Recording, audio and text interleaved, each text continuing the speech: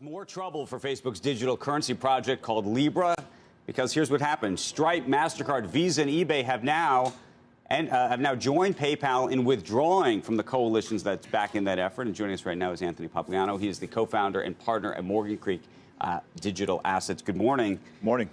So the reason, there's a lot going on to unpack here, but why is everybody dropping out, and what does this really say, both about the future of Libra and the larger issue of crypto? Because I remember when Libra was first announced, price of Bitcoin went up, price of everything went up, because there was this view that billions of people would have digital wallets, and it was going to be a game changer. Yeah, I think there's three key components here, right? The first is there was a letter sent by two senators to a number of these companies that essentially said, look, we don't want you participating in this. We have concerns.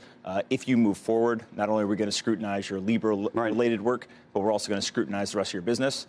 Obviously, you know, that's a lot of pressure to deal with. Isn't that a disgrace, though? I mean, can we just make a political statement here? You have politicians sending letters to companies, including like a Stripe, which wants to go public. You have a Visa and a MasterCard, which people already consider to be virtual monopolies already, effectively saying, if you don't get out of this, we're coming after you. That doesn't surprise me at all, though. I think most people think that this happens anyways. It just happens in back rooms and verbally. But to put it in a letter and then post it on a website, and it literally says, if you do this, then we're going to... Is this a death knell or not, Anthony? I don't think so. You think there'll still be a Libra? Huh? Yeah, I think there'll still be a Libra. In a Venmo type way, it's a small... Here's the sad part, is they're basically going to kick out all the American companies, right, by pressuring them. And then if it's successful, American companies won't benefit. This is a prime example of the difference between Libra and Bitcoin. You couldn't even do this to Bitcoin. I was trying to think of an analogy that all my, what are they called, holders? Hodlers. I must not be one because I don't even know how to pronounce it. But, you know, when you talk about unforgeable value, right, you know, and how digital gold, how crypto, I think to compare Libra to Bitcoin, it's like Libra, Bitcoin would be like actual antiques. Can I finish, please? When you start with that, I know you're not listening, you have no interest, and you're actually going to say something before. With Bitcoin, you got an antique that takes 120 years to make. With Libra, you kind of got restoration hardware. You know what I mean? It's like they manufacture something that looks like it was old and it's like from a previous era. It's not digital gold, Andrew. We have another guest. That's why I was pointing, because Aviva Leighton is going to be joining us right now. I can't wait. Fantastic. You can't wait. No. I know you can't wait.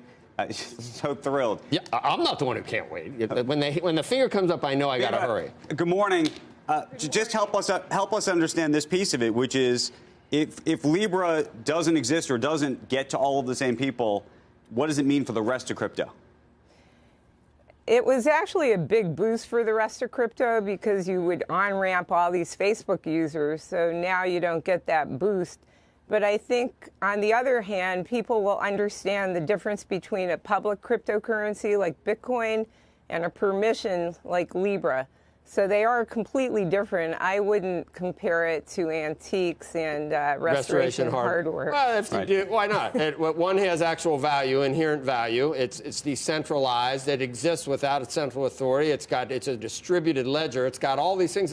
Facebook was just based on fiat currency. The part that makes no sense to me is the Facebook one would ultimately be controllable. But if you were a government, you would think you would like Libra. Libra should be something you like because it's a completely and utterly controllable, centralized situation. Why would anyone? I'm not sure that's true either. And why would anyone in crypto want it then? I think the governments are threatened by both of them. In the case of Libra, you replace central authority with task force authority and big tech authority. In the case of Bitcoin, you just replace all central authority. So I think governments are threatened by both equally. Here's an idea. I think that if Facebook was to say, look, we have two products, right? There's Libra, the association, that's a bunch of corporations, and we have Calibra, which is the digital wallet they're building. We're going to basically, sidestep creating a currency. We're going to launch this digital wallet, and we're going to embrace Bitcoin and the cryptocurrencies that already exist. I think that might change the narrative a little bit. Oh, see, that's interesting. I would think it would actually change the narrative in the opposite direction, because if everybody's got a digital wallet, and Bitcoin's now available to people and other types of currencies that are completely uncontrollable by the government, I would think it would create an even bigger problem, no? Possibly, but again, the governments are upset about both, right? And so I think that by providing digital wallets, it again on-ramps a bunch of people to digital currencies, which is inevitable at this point. It's a And longer by the way, Libra says they're going to become public 5 years from now. They're going to start working on it. And to their credibility, they really couldn't be public today because it wouldn't scale for them. So they did have to develop their own technology.